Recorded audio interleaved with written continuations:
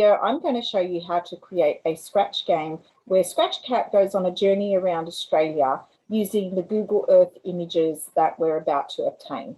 So the first thing we're going to do is do a Google Earth search. So we're going to open Google Earth on our iPad by using the search bar and typing Google Earth.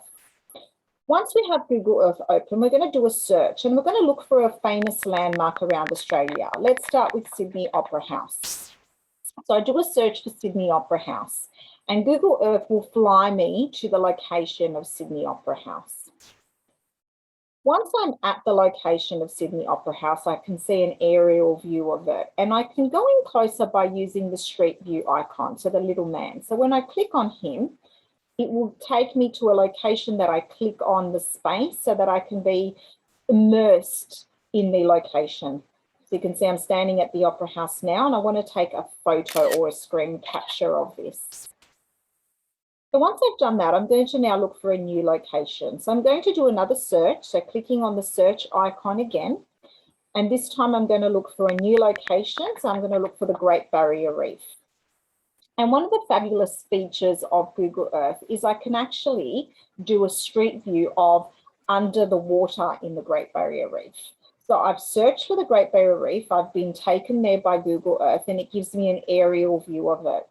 Now if I click on my Google little street view man, I will be able to access different locations where I can have a street view. So when I find the right spot, so roughly about there, I'm going to click on the street view man and then I'm going to click on the light blue area on the map. And that will take me to a street view in that location, even under the sea. So you can see now where I've clicked on that little light blue circle, I'm taken to a street view of under the sea. Okay, you can see this is what the Great Barrier Reef looks like underneath. I'm going to take a screenshot. And I'm going to now look for my final location, which is Uluru. So again, using the search icon, typing Uluru into the search bar. I'm now flown from the Great Barrier Reef to Uluru. And then I can use the street view icon again. So just get rid of these search bars and keyboard. I'm going to use a street view man and again click on a blue dot somewhere on the map because that means there's a street view in that location, and that will take me into the immersed view of that landscape. So you can see I'm like right down the bottom of Uluru at the moment. So I'm going to zoom out and now take a screenshot of this location. So remember home and power at the same time to take my screenshot.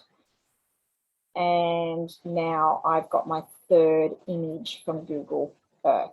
Now I'm going to go into a web browser to access Scratch. So opening a new web browser, I'm going to search for Scratch, and that will take me to the Scratch MIT website.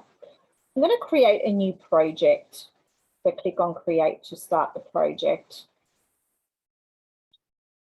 Once I'm in the project, the first thing I'm going to have to do is get rid of that green tutorial. I don't really need that. Once I've done that, I'm going to add my backdrop. So clicking on the backdrop upload menu, I'm going to choose photo library, and that'll take me to my photos where I can select one of the images that I've just found on Google Earth, and it'll upload that as one of the backgrounds for my Scratch game. So you can see there it is there. I'm going to repeat that and add the other two locations. So I've got Sydney Opera House again, upload photo library, and this time I'm going to pick the Great Barrier Reef, and that'll be my second backdrop. And you can see my backdrops, it shows me the two, and again upload, and I'll pick Uluru, and there's my third backdrop. So if I look over on the left hand side, you can see my backdrop menu. Before I do that, I'm going to add just a generic backdrop from Scratch, and this will be my starting backdrop. So now to see how many backdrops I have, I click on backdrops at the top, and you can see I've got 4 backdrops. I've actually got an extra one that I'm going to delete. So I should have 4.